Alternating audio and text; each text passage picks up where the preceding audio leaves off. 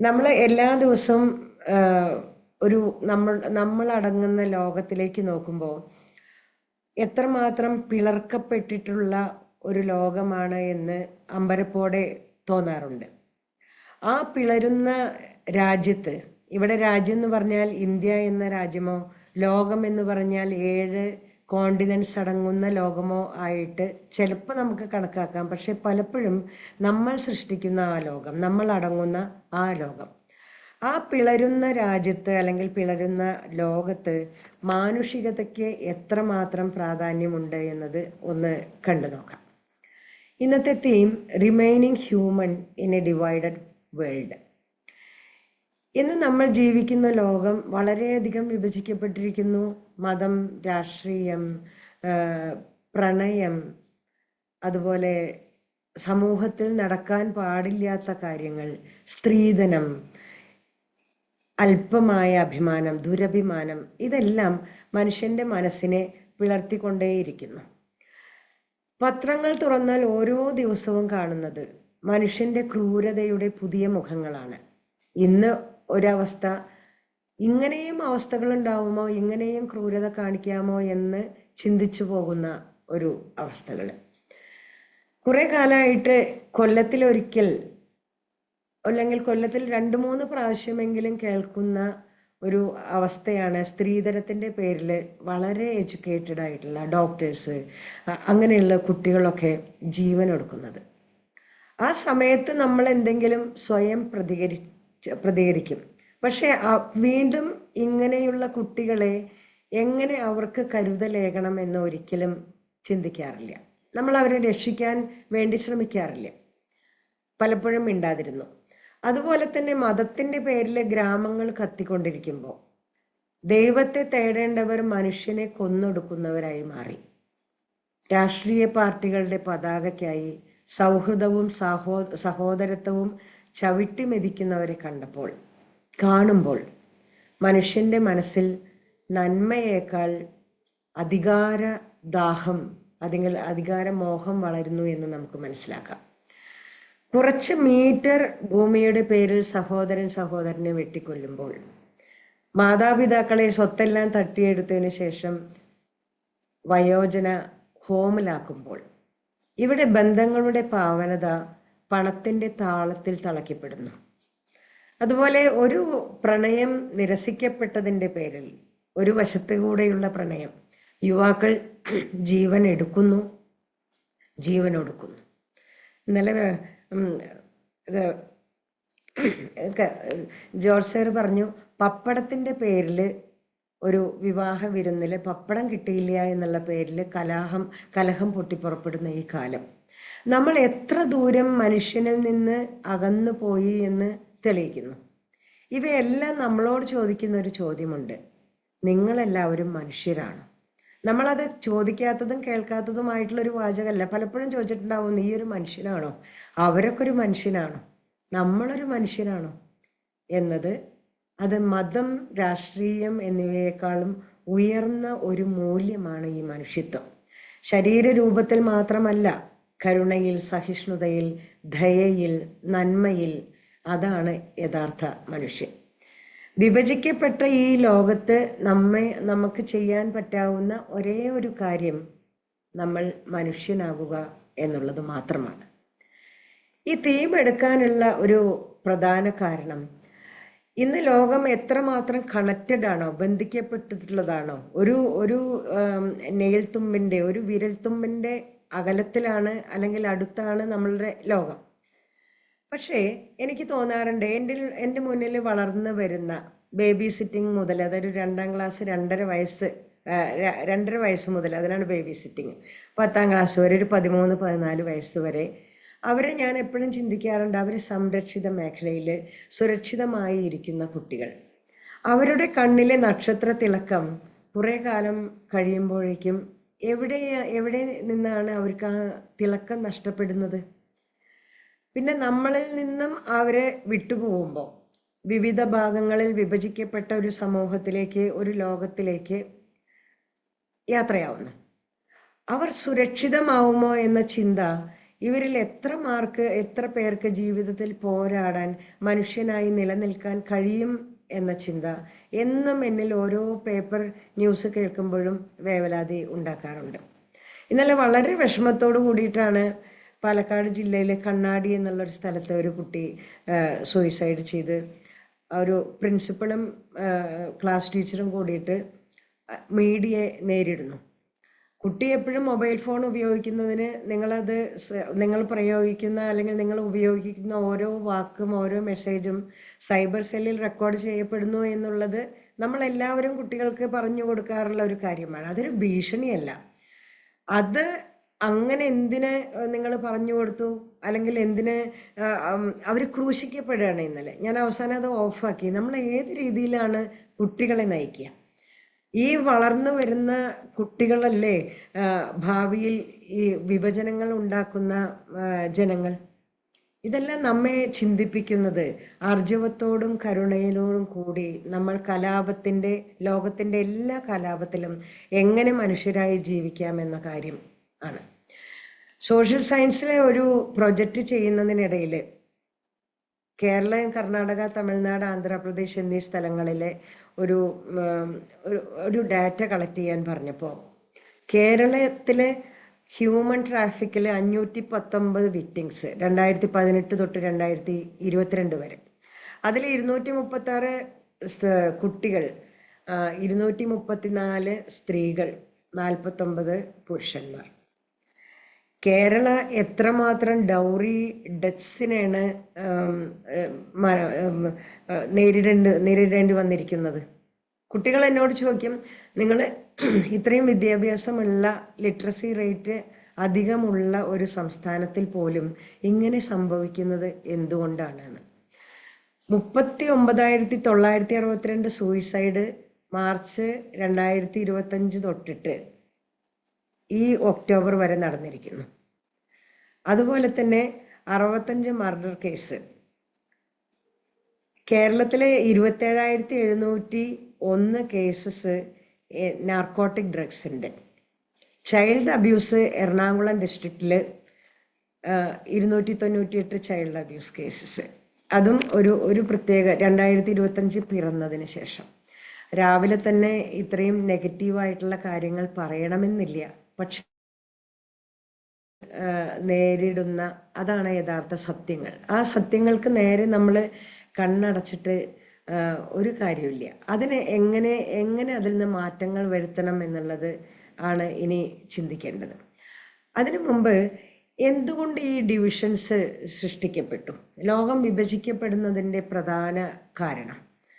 പ്രധാന കാരണം ഭയം, അരക്ഷിതത്വബോധം, നമുക്ക് സ്വാർത്ഥത, നമുക്ക് നമ്മുടെ അഭിപ്രായം മാത്രം ശരിയാണ് എന്നുള്ള ചിന്ത. അപ്പം മറ്റുള്ളവരുടെ നിലപാടുകൾ നമുക്ക് ഒരിക്കലും അക്സെപ്റ്റ് ചെയ്യാൻ പറ്റില്ല. മതപരമായിട്ടും രാഷ്ട്രീയമായിട്ടും വലിയ ഭിന്നതകൾക്ക് കാരണം ഈ ഒരു ചിന്താഗതിയാണ്. എല്ലാവരും ഒരേ മനുഷ്യരാണെന്ന അടിസ്ഥാന സത്യത്തെ മറന്നപ്പോഴാണ് ഈ ലോകം ഒരു അന്യമായി തീരുന്നത്. പലപ്പോഴും ഞങ്ങൾ, അവർ, നിങ്ങൾ എന്ന മനോഭാവത്തിൽ കുടുങ്ങിപ്പോകുമ്പോൾ, നമ്മൾ എന്ന വാക്കുകൾ നമ്മൾ മറന്നു പോകുമ്പോൾ അവിടെ കരുണയും സഹാനുഭൂതിയും അപ്രത്യക്ഷമാകും. ഈ വേൾഡ് ഡിവൈഡ് ചെയ്താൽ എന്തൊക്കെയാണ് സംഭവിക്കുക എന്നുള്ളത്? Fear and misunderstanding separate individual. ഭയവും തെറ്റിദ്ധാരണകളും ഒരു വ്യക്തികളെ തമ്മിൽ വിട്ടു നിർത്തുന്നു. അപ്പോൾ കുട്ടിക്കാലത്തെ ഒരു 10ാം ക്ലാസ് പഠിക്കുന്ന കാലത്ത് തെറ്റിപ്പിരിഞ്ഞ 2 സുഹൃത്തുക്കൾ കുറേ കാലം കഴിഞ്ഞ് ഈ വാട്സപ്പ് ഗ്രൂപ്പുകളിലൂടെ ഒന്നിച്ച് ഗെറ്റ് ടുഗദറിന് പോയപ്പോൾ ആ ദേഷ്യം മനസ്സിൽ വെച്ച് അടിപിടി കൂടി ഒരാളെ തലയ്ക്ക് അടിച്ചത് കേരളത്തിൽ നടന്നൊരു സംഭവം. അന്യ സംസ്കാരത്തോടോ വേറെ ആശയങ്ങളോടോ മാറി നിൽക്കുക. അതുപോലെ അങ്ങനെ വരുമ്പോൾ അത് കോൺഫ്ലിക്ട്സ് അറൈസ് ആവും. അതായത് വ്യത്യസ്ത അഭിപ്രായങ്ങൾ പലപ്പോഴും സംഘർഷങ്ങൾക്ക് വഴി തുറക്കുന്നു. ചെറിയ ചെറിയ തർക്കങ്ങൾ വലിയ തർക്കത്തിലേക്ക്, വലിയ പ്രശ്നങ്ങളിലേക്ക് വഴിമാറുന്നു. അടുത്തത് സോഷ്യൽ മീഡിയ. നമ്മൾ പറയേണ്ട കാര്യമില്ല, സോഷ്യൽ മീഡിയ പലപ്പോഴും ഈ വിഭാഗീകരണങ്ങളെ എണ്ണയൊഴിച്ച് കത്തിക്കുന്നു. ആരോപണങ്ങൾ, പ്രത്യാരോപണങ്ങൾ, വ്യത്യസ്ത അഭിപ്രായങ്ങൾ എക്സ്ട്രീമായി പ്രചരിപ്പിക്കുന്നത് ആശയവിനിമയത്തിൻ്റെ അല്ലെങ്കിൽ ഒരു പത്രധർമ്മത്തിൻ്റെ എന്താണ് പത്രധർമ്മം എന്നത് പലപ്പോഴും മറന്നുപോകുന്നു. ഭീഷണിപ്പെടുത്തുന്ന കുറിപ്പുകൾ, ചാനൽ ചർച്ചകൾ, ഗ്രൂപ്പ് സംഭാഷണങ്ങൾ, ഇതെല്ലാം വളരെയധികം വകഭേദങ്ങളെ ഉണ്ടാക്കാൻ പ്രോത്സാഹിപ്പിക്കുന്നു. റോങ് ഇൻഫർമേഷൻ ഫോർവേഡ് ചെയ്യുന്നു. മനസ്സിൻ്റെ ഉള്ളിൽ ആ മാസ് സൈക്കോളജി വന്നിട്ട് ഒരു ജനത്തിന് മുഴുവൻ മറ്റൊരു വ്യത്യസ്ത വർഗത്തോടോ അല്ലെങ്കിൽ വ്യത്യസ്ത മതത്തോടോ ദേഷ്യം ഉണ്ടാക്കുന്ന രീതിയിൽ പ്രവർത്തിക്കുന്ന social media. Families and relationship, ഈ കുടുംബ ബന്ധങ്ങളും സമ്മർദ്ദങ്ങളും സൗഹൃദങ്ങളും സമ്മർദ്ദങ്ങൾക്ക് വിധേയമാകും. അപ്പോൾ പിതാവിൻ്റെയും മകൻ്റെയും വ്യത്യസ്ത അഭിപ്രായങ്ങൾ ഒരു ഇടപാട് ദുർബലമാക്കുന്നു. ആശയവ്യത്യാസങ്ങൾ, ഇടവിട്ടുണ്ടാവുന്ന വ്യത്യസ്തതകൾ, കമ്മ്യൂണിക്കേറ്റ് ചെയ്യാതെ അത് നീണ്ടുകൊണ്ടുപോകുന്ന അവസ്ഥകൾ, ഇതെല്ലാം വീട്ടിലുള്ള ഡിവിഷനാണ് പിന്നീട് അത് സൊസൈറ്റിയിലേക്കും അതുപോലെ രാജ്യത്തേക്കും ലോകത്തേക്കും പകരുന്നത്. Humanity risk, prejudice, anger and judgement. ഈ മുൻവിധി, കോപം മൂലം, മതപരമായ വ്യത്യാസങ്ങൾ മൂലം, കൂട്ടുകാർ തമ്മിലുള്ള ഒരു വിച്ഛേദം, ഒരു പ്രത്യേക മതക്കാർ, ഈ പ്രജുഡിസ് എന്ന് പറയുമ്പോൾ ഒരു ആൾക്കാർക്ക് മറ്റുള്ള ഒരു പ്രത്യേക മതക്കാരോടോ മറ്റുള്ള വിഭാഗക്കാരോടോ തോന്നുന്ന അനാവശ്യമായി സൃഷ്ടിക്കപ്പെട്ട ഒരു ദേഷ്യമാണത്. അത് ചെറുപ്പകാലത്ത് മനസ്സിൽ അധിഷ്ഠിതമായിട്ടുള്ള സത്യങ്ങൾ മനസ്സിലാക്കാതെയുള്ള നടത്തുന്ന ഒരു വിധിന്യായങ്ങളിൽ നിന്നും സൃഷ്ടിക്കപ്പെടുന്ന നെഗറ്റീവായിട്ടുള്ള വികാരം. അത് വളരെയധികം യൂണിറ്റിയെ ബാധിക്കുന്ന, മനുഷ്യബന്ധങ്ങളെ ബാധിക്കുന്ന ഒരു അവസ്ഥയാണ്. ഇനി ഇത്തരം വിവേചനപരമായ അല്ലെങ്കിൽ വിവാദപരമായ വിഷയങ്ങളിൽ നിന്നും നമ്മൾ മാറി നിൽക്കട്ടെ എന്ന് ചിന്തിച്ചാൽ നമ്മൾ ചിലപ്പോൾ അത് നിഷ്പക്ഷത എന്ന് കരുതും. അത് നിഷ്പക്ഷതയല്ല, അത് അന്ധതയാണ്. യാഥാർത്ഥ്യബോധത്തിൽ നിന്നും ഒളിച്ചോടി ഇതിലൊന്നും ഇടപെടാതെ ഞാനും എൻ്റെ ജീവിതവും എന്ന് മാത്രം ചിന്തിച്ചാൽ അത് ഒരു സമൂഹത്തിൽ ഒരു വ്യക്തിക്ക്, ഒരു യഥാർത്ഥ സിറ്റിസന് ചേർന്ന ഒരു ചിന്തയല്ല. ലോകത്തെ ഇത്തരം വിഭജനങ്ങളെക്കുറിച്ച് നമ്മൾ ജാഗരൂകരായിരിക്കുകയും തെറ്റായ ധാരണകളിൽ നിന്നും നേരിട്ട ചിന്തകളിലേക്ക് നയിക്കുകയും ചെയ്യണം. ഈ ബോധവാന്മാർക്ക് മാത്രമേ വിഭജനം മാറി ഒരു ഏകത്വത്തിനായി ചുവടുവയ്ക്കാൻ കഴിയുള്ളൂ. അത് കാരണം നമ്മളെപ്പോഴും നമുക്ക് ചെയ്യാൻ സാധിക്കുന്ന കാര്യങ്ങൾ, ഇപ്പം റഷ്യയും ഉക്രൈനും തമ്മിലുള്ള ആ അവസ്ഥയിൽ നമ്മൾക്ക് വ്യക്തിപരമായി ഒന്നും ചെയ്യാൻ സാധിക്കില്ല. പക്ഷേ നമ്മൾ അടങ്ങുന്ന ഒരു ലോകത്ത് നമുക്ക് എങ്ങനെ ചെറിയ ചെറിയ മാറ്റങ്ങൾ വരുത്താമെന്ന് ഒന്ന് നോക്കാം. Remedies four A divided world and mind. ഒരു ഐക്യപ്രാപ്തിയുള്ള ലോകം കണ്ടു നോക്കൂ. അതിൻ്റെ ആവശ്യകത, ആഗോള പ്രശ്നങ്ങളെല്ലാം പങ്കുവെക്കാനുള്ള ഒരു കാര്യം, ഏതെങ്കിലും പാൻഡമിക് ഉണ്ടാവുമ്പോൾ, അതുപോലെ എക്കണോമിക് ഇൻസ്റ്റെബിലിറ്റി ഉണ്ടാവുമ്പോൾ, എല്ലാ അതിർത്തികളിലും ഒരു മിലിറ്ററിയെ വിച്ഛേദിക്കപ്പെടേണ്ട അല്ലാത്തൊരവസ്ഥ നോക്കൂ. ഒരു അതിർത്തിയും മറ്റൊരു രാജ്യം വന്ന് ഇൻവേഡ് ചെയ്യാത്ത അങ്ങനത്തെ ഒരു അവസ്ഥയിൽ എത്ര മനോഹരമായിരിക്കും, എത്ര പീസാവും. ബോർഡേഴ്സിലൊക്കെ ഭയങ്കര സമാധാനമായിരിക്കും, കൾച്ചറൽ എക്സ്ചേഞ്ച് നടക്കും. അതുപോലെ ലോകം വളരെ സമാധാനപൂർണമായ ഒരു ലോകം. നമ്മുടെ കുട്ടികളെ നമുക്ക് എവിടേക്കും പറഞ്ഞയക്കാൻ പേടിയുണ്ടാവില്ല, കാരണം ലോകം ശാന്തിയുടേതാണ് എന്ന ചിന്ത എങ്ങനെ വരുത്തുമെന്ന് നോക്കാം. ആദ്യത്തെ കാര്യം, ഒരു നോൺ ജഡ്ജ്മെൻ്റൽ മൈൻഡ്. ഇവിടെ നമ്മളടങ്ങുന്ന ലോകത്തെക്കുറിച്ച് ആണ് പറയുന്നത്. ഓരോ കുറ്റകൃത്യങ്ങളെക്കുറിച്ചുള്ള വാർത്തകൾ കേൾക്കുമ്പോഴും ഞാൻ ചിന്തിക്കാറുണ്ട്, ഇവനും ഒരു അമ്മയുടെ മകനാണല്ലോ, ഇവളും ഒരു അമ്മയുടെ മകളാണല്ലോ എന്ന്. ഏത് കാരണങ്ങൾ കൊണ്ടാണ് കുട്ടികൾ വഴി തെറ്റുന്നത്? ഇപ്പം ജഡ്ജ്മെൻറ്റിൻ്റെ കാര്യം പറയുമ്പോൾ, ഒരു കുഞ്ഞ് ഈ ലോകത്ത് കണ്ണു തുറക്കുമ്പോൾ അവൻ ആരെയും വിധിക്കുന്നില്ല. അവന് വർഗമില്ല, മതമില്ല, രാഷ്ട്രീയമില്ല. അവൻ സ്നേഹത്തിൻ്റെ മുഖം മാത്രമേ കാണുന്നുള്ളൂ. പക്ഷെ വളരുമ്പോൾ നമ്മളായ മാതാപിതാക്കൾ അവന് കാഴ്ചക്കണ്ണാടികൾ കൊടുക്കും. അവൻ വേറെ മതം, ഇവർ വേറെ മതം, ഇവർ വേറെ പാർട്ടി, അവരൊക്കെ അങ്ങനെയാണ്. അങ്ങനെ പറഞ്ഞ് നിർമ്മലമായ മനസ്സിൽ മതിലുകൾ ഉയരുന്നു. ആ മതിലുകൾ, അങ്ങനെ സൃഷ്ടിക്കപ്പെട്ട മതിലുകൾ കുട്ടികൾ ഒരിക്കലും മറക്കാൻ പോകുന്നില്ല. ഈ നാസി ജർമ്മനിയിൽ ജൂതന്മാരെല്ലാവരും, പോളിഷ് പീപ്പിൾ എല്ലാവരും വലിയ നീണ്ട മൂക്കും വലിയ ചെവികളും ഒക്കെ ഉള്ള വളരെ ഉയരത്തിലുള്ള ആൾക്കാർ, ചിലർ വളരെ കുള്ളന്മാരായിട്ടുള്ള ആൾക്കാർ കുഞ്ഞു കുട്ടികളെ ആക്രമിക്കുമെന്ന ഒരു ചിന്ത അവരുടെ മനസ്സിൽ ചെറുപ്പത്തിലേ ഉണ്ടാക്കി കൊടുത്തു. അത് കാരണം വലുതാവുമ്പോഴും അവരുടെ കുട്ടികളിൽ വളരുന്ന ചിന്തകൾക്ക് മാറ്റം വരുത്താതെ അവരൊരിക്കലും ഈ നാസി ചിന്താഗതികളെ ക്വസ്റ്റ്യൻ ചെയ്തില്ല എന്ന്. അതാണ് മാസ് സൈക്കോളജി. അതുപോലെയാണ് നമ്മുടെ കുട്ടികൾ ലോകത്തിലെ ഈ വീട്ടിലത്തെ സംഭാഷണങ്ങളിൽ നിന്ന് നമ്മൾ പറയുന്ന ഒരു വാക്ക്, അതുപോലെ മറ്റുള്ളവരെ കുറിച്ച് നമ്മൾ തെറ്റായി കാര്യങ്ങളൊന്നും ഇല്ലാതെ പ്രജുഡിസ് ആയിട്ടുള്ള ചില ചിന്തകൾ അത് കുട്ടികളിൽ വേരൂന്നു. ഈ മതം മാറിയാലും ദൈവം ഒരാളാണ്, ഭാഷ മാറിയാലും ഹൃദയത്തിൻ്റെ ഭാഷ സ്നേഹമാണ് എന്ന് കുട്ടികളെ പഠിപ്പിക്കണം. അവർ മറ്റുള്ളവരെ വിധിക്കാതെ വളരട്ടെ. അങ്ങനെ വിധിക്കാതെ വരുമ്പോൾ ബന്ധങ്ങളിലും സമൂഹങ്ങളിലും ഭിന്നതകൾ കുറയ്ക്കാൻ വേണ്ടി നമുക്ക് സാധിക്കും. ഇനി കമ്പാഷൻ, കരുണ ഒരു ബലമാണ് എന്ന് കുട്ടികൾക്ക് പറഞ്ഞു കൊടുക്കണം. നമ്മളും ചെയ്യണം അത്. കരുണയെ ശക്തിയാക്കുക. ഈ ഒരാൾ വീണുപോയാൽ പരിഹസിക്കാതെ കൈപിടിച്ച് ഉയർത്തുക എന്നത് കരുണയുടെ ഒരു പ്രതിഫലനമാണ്.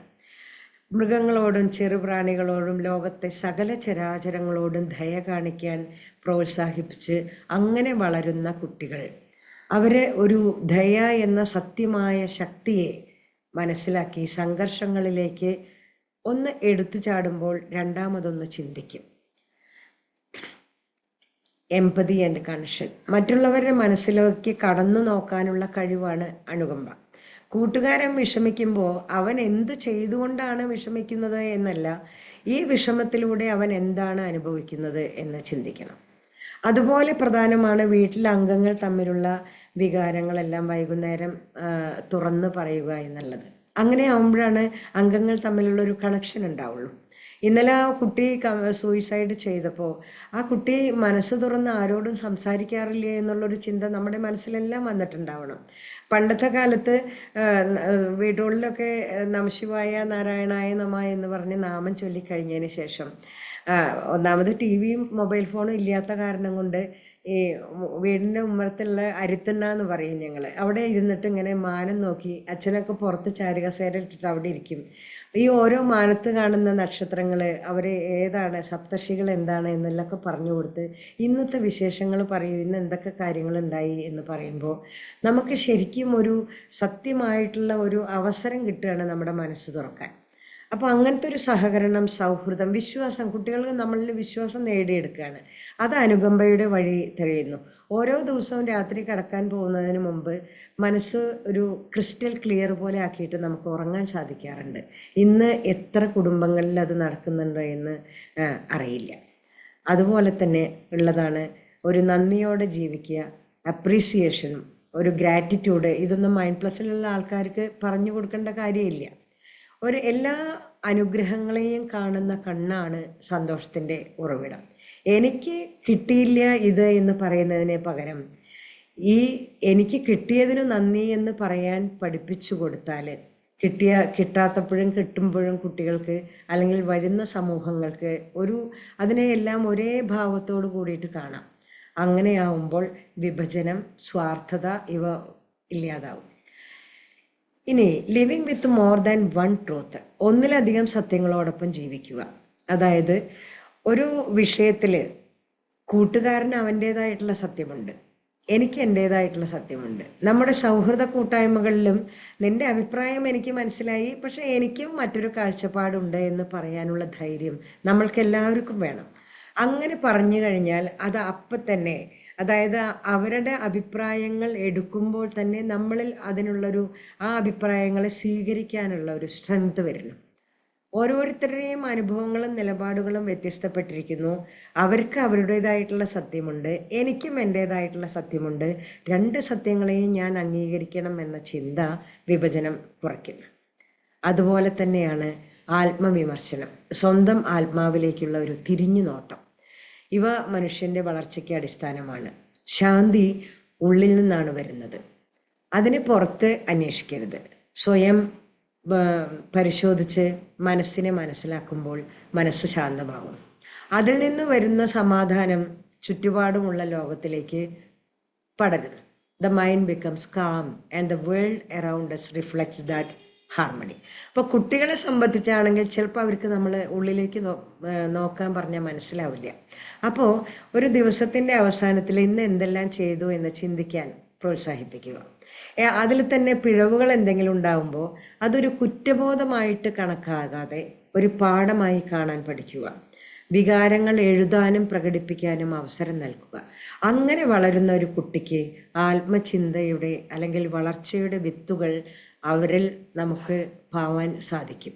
അപ്പോൾ എല്ലാവരുടെയും ശരീരത്തിൽ ഒരേ ആത്മാവാണ് വസിക്കുന്നത് എന്ന ചിന്ത വളർത്തിയെടുക്കാൻ നമുക്ക് സാധിക്കണം. ഒരു മനുഷ്യൻ്റെ മുഖം കാണുമ്പോൾ എല്ലാ ആത്മാക്കളുടെ മുഖത്തോടൊപ്പം ദൈവത്തിൻ്റെ മുഖം കാണട്ടെ.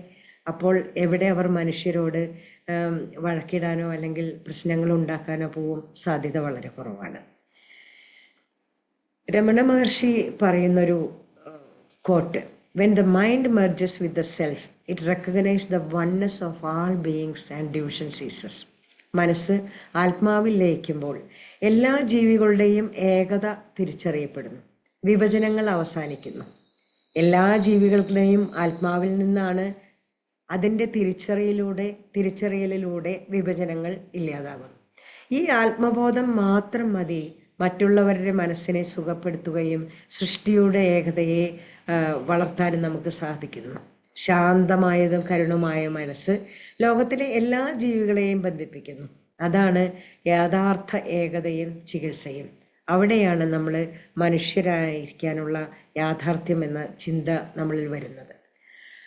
റൂമിയുടെ വാക്കുകൾ ശരിയും തെറ്റും മറികടന്ന്, എല്ലാവിധത്തിലുള്ള വിഭജനങ്ങളെയും മറികടന്ന്, ലവ് യുനൈറ്റ് ഹേർട്സ് അക്രോസ് ഡിഫറൻസസ്, സ്നേഹം എല്ലാ ഹൃദയങ്ങളെയും ചേർത്ത് പിടിക്കുമ്പോൾ the world becomes A single home, ലോകം ഒരു ഒറ്റ വീടായി മാറുന്നു. അതിനെയാണ് പണ്ടെല്ലാവരും നമ്മൾ വസുദൈവ കുടുംബകം എന്ന ഒരു ചിന്തയിൽ നമ്മളിൽ ചിന്തകൾ വളർത്തി വന്നിരുന്ന ഒരു കാലമുണ്ടായിരുന്നു.